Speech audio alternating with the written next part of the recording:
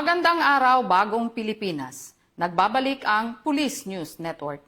PNP at QCDRRMD nagsanib puwersa sa ginanap na briefing para sa ligtas na Quezon City.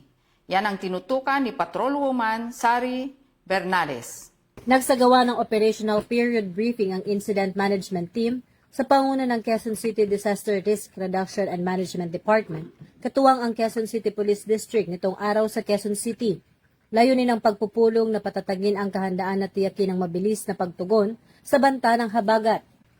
Tinalakay dito ang kasalukuyang sitwasyon, mga posibleng panganib tulad ng pagbaha, operational objectives at ang maagap na paglatag ng mga hakbang para sa kaligtasan ng buong lungsod.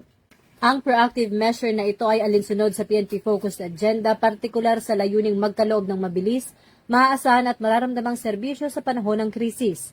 Itinaas ng QCPD ang operational readiness ng kanilang mga tauhan sa search, rescue and retrieval equipment sa pamamagitan ng matatag na ugnayan sa lokal na pamahalaan. Muling pinatunayan ng PNP ang dedikasyon nitong maglingkod at magprotekta sa mamamayan sa gitna ng anumang kalamidad.